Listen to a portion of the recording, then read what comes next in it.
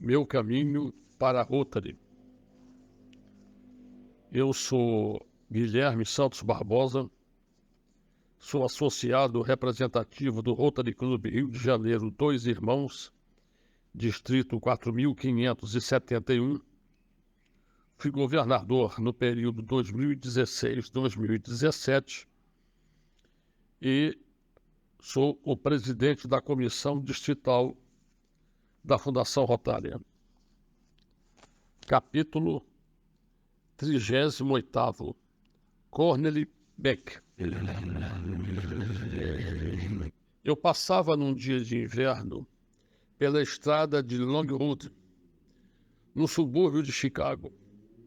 A estrada ladeia uma colina que é denominada de A Crista e se estende por muitas milhas na direção sudoeste, alterando a topografia de Chicago, que é plana. As casas do lado oeste da estrada são construídas na crista da colina. Naquele dia, a colina estava coberta de gelo. E muitos jovens, sem se importar com os direitos de propriedade, se divertiam ali. Nem os donos, ao que parece, se importavam com isso. O quadro lembrava tanto alguns aspectos da Nova Inglaterra que, de súbito, senti vontade de ter ali uma casa minha, no alto da colina, em Longwood. Isso aconteceu mais cedo do que eu esperava. Passeando no Parade Club de Chicago, encontrei uma moça escocesa muito bonita que se preocupou com um rasgão no meu paletó e se ofereceu para cozê-lo.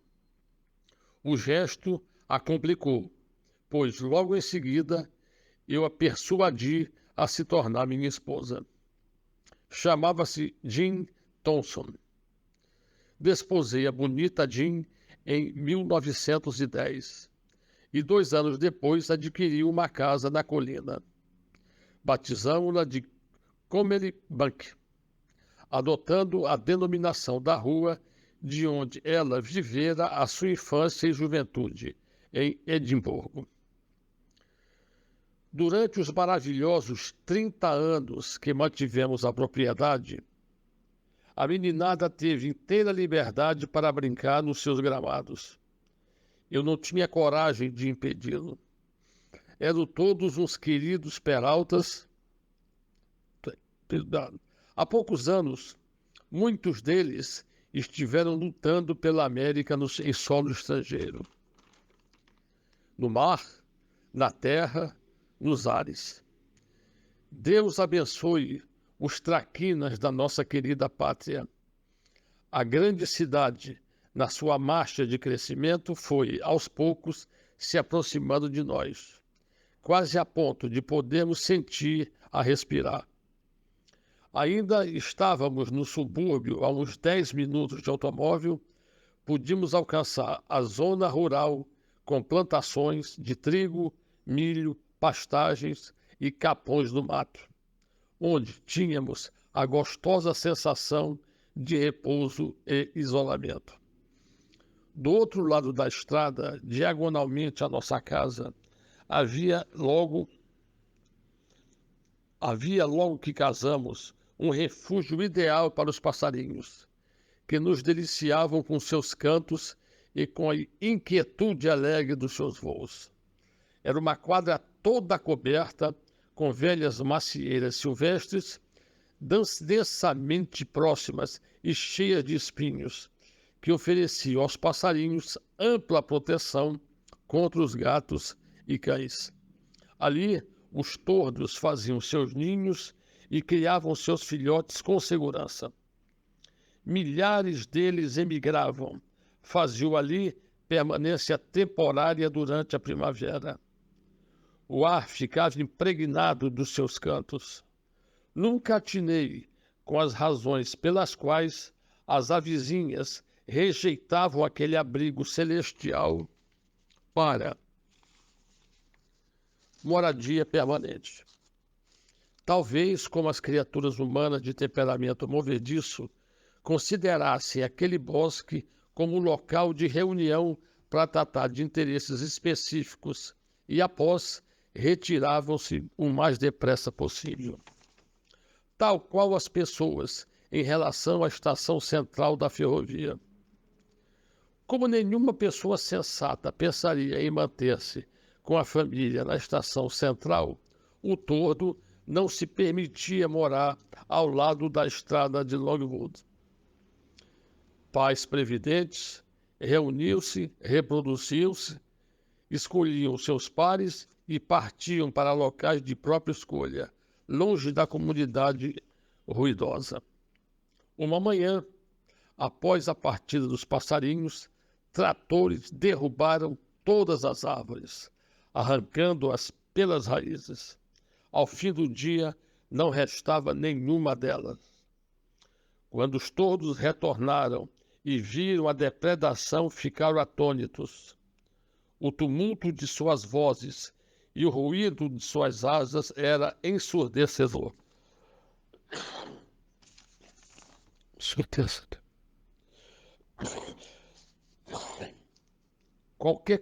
Qualquer pessoa podia adivinhar que, em linguagem dos tornos, eles gritavam: ladrões, gente ladra. Além de destruir nossas casas, ainda as levaram. Nunca se viu tamanha crueldade. Dentro de 90 dias, ali estava um prédio de apartamento para 500 seres humanos, em um lugar que fora santuário de passarinhos. Linda estrutura e excelente paisagismo, mas a nossa sensação de privacidade como habitantes do interior se fora. Tínhamos de conformar-nos com isso. Achamos alguma compensação. A ideia de que 500 pessoas como nós haviam escapado do barulho e da agitação da cidade, e que as luzes que se escoavam pelas janelas do edifício eram para nós uma mensagem de amizade. Minha esposa e eu procuramos fazer da nossa casa o melhor lugar possível para nossas vidas. Recebemos ali milhares de rotarianos de todas as partes do mundo. Às vezes, tínhamos na nossa mesa hóspedes de 8 países diferentes.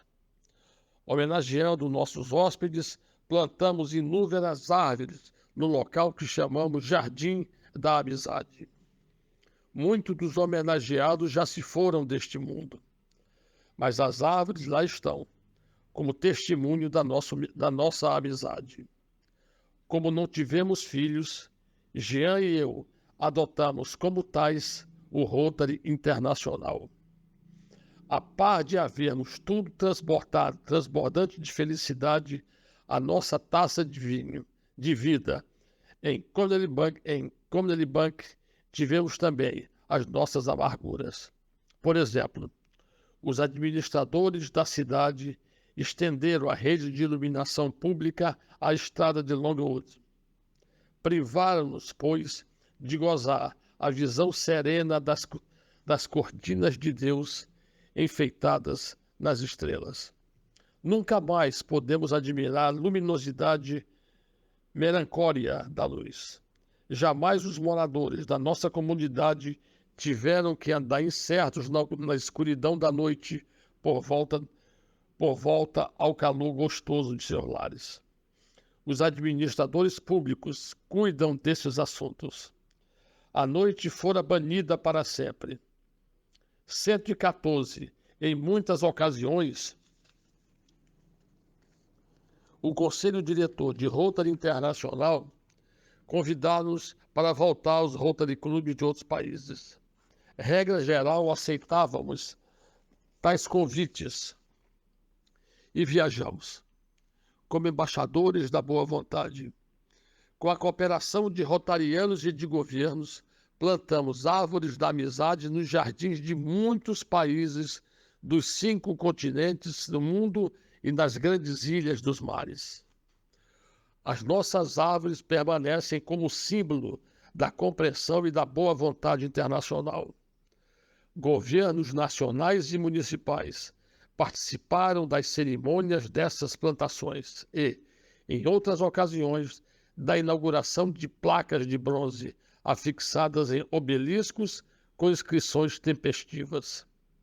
Os plantios de árvores eram, em verdade, gestos de boa vontade, símbolo de mútua compreensão, facilmente inteligível aos cidadãos de vários países. Nunca criticamos os hábitos de qualquer país. Acreditamos que cada povo tem o seu próprio conceito de correção de vida, que pode diferenciar das demais. Turistas que teimam em julgar certos países pelos padrões dos seus, é claro, apontam-lhes falhas. Estarão despreparados para entender que comportamentos diferentes podem, muitas vezes, significar maior serviço social. O complexo de superioridade é um poderoso fator de perturbação da paz e, lamentavelmente, não é raro no conceito das nações. A fórmula que usamos durante as nossas viagens é dar a maior atenção possível aos valores sustentados pelo povo e jamais pô-los em paralelo com os outros povos, a menos que sejamos interrogados a respeito. Em suma, procuramos sempre o que há de bom e belo nos costumes dos povos que visitamos. Essa política de relacionamento tem nos sido muito compensatória. Ninguém que tenha tido o privilégio de conviver com gente de tão variados países como nós pode chegar a desprezar qualquer nação.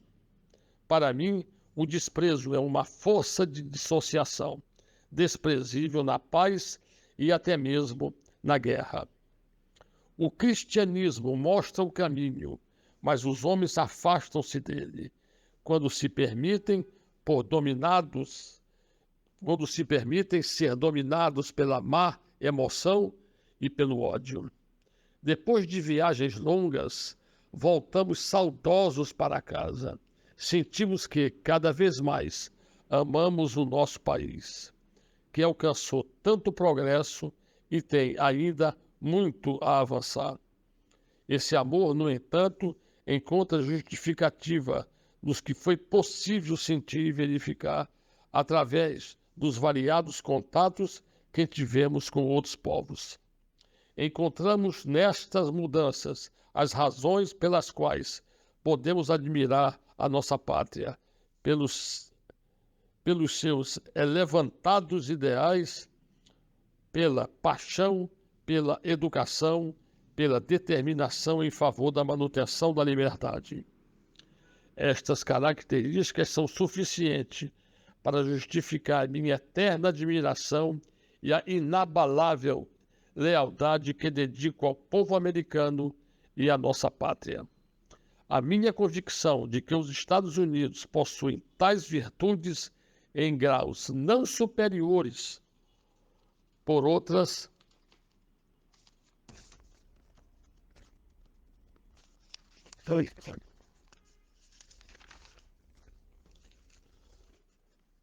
nações, dão-nos coragem para admitir erros que temos cometido e estamos cometendo e que cometeremos no futuro. Os ideais do meu país e a sua paixão pela educação dão-me certeza de que não estacionaremos em nossa evolução, mas haveremos de crescer sempre mais e mais. É inabalável a fé que tenho nos destinos dos Estados Unidos. Meu patriotismo não me impede de admitir que vivemos num mundo predatório e que também praticamos predações. O conceito de sobrevivência dos mais hábitos é uma doutrina brutal. É a permanência da lei da selva. A civilização chama por métodos mais humanos e inteligentes. para a resolução das diferenças entre os povos. Por certo, os encontraremos, mas não será mantendo posições hipócritas e dando largas às nossas próprias tendências. Teremos que exercitar e temperar a nossa racionalidade em todos os relacionamentos humanos, na forja do desejo sincero de preservar o mais conveniente e equitativo aos interesses de todos. O desprendimento e o idealismo do meu país têm sido manifestados no mundo. Durante os últimos 50 anos, e embora estejamos dispostos a remover todos os obstáculos, estamos cientes das dificuldades que nos aguardam. Nós, americanos, somos inclinados a idolatrar os heróis. Deus queira que saibamos escolher. Quem ignorará que nos adoremos a eficiência? O que faremos quando todas as aspirações forem alcançadas? Alimentar novas aspirações e persegui-las? Atingir alta produtividade talvez fosse hoje a resposta. Os homens necessitam trabalhar e isso significa produzir. É mais fácil produzir complicações do que desfazê-las. A produtividade, é claro, não deve ser relaxada. Ela oferece possibilidades sem fim. O automóvel nivelou as montanhas. O aeroporto ligou os oceanos. Facilidades que são para tornar possível o entendimento entre as novas gerações do mundo. As consequências inevitáveis da melhor compreensão são para o crescimento de boa vontade, queira ou não, as aparências. Em favor da eficiência, falta produtividade. Pode ser dito que nós e nossos aliados ganhamos a última guerra, porque éramos mais produtivos, tínhamos mais escolas, mais universidades, mais hospitais. Tudo isso é fruto da eficiência de produtividade. Se queremos alimentar todas as crianças das nações devastadas pela guerra, como faríamos sem alta produtividade? Sinto que não demorará muito tempo a solução das dificuldades da América. Se eu vejo necessidades, estou certo que outros homens mais fortes e menos egoístas que eu também se veem, e elas estão superadas pelo espírito indômito deste povo. De que necessitamos é uma filosofia de vida sensível, integral, altaneira. A subserviência à máquina não nos levará a nada. O mais alto das minhas aspirações e para os meus compatriotas é que eles sejam vistos pelo mundo como um povo amante da educação e da vida da família. Os pregadores, os poetas e os filósofos vêm promovendo essas qualidades para a nossa gente e nós as aceitamos em teoria, mas não as praticamos. Até os homens que dirigem as empresas mais poderosas aceitam as excelências dessa doutrina. No entanto, poucos a põem em prática. E o que tem sido visto a ver com meu vale querido na Nova Inglaterra. Apenas isso. O Rotary nasceu do espírito de tolerância, da boa vontade e de disposição para servir, que caracterizaram o povo da Nova Inglaterra dos meus tempos de menino. Eu apenas fui um intérprete. A fé que esteve em mim perdurará nos homens e multiplicar-se-á. Paul Harris.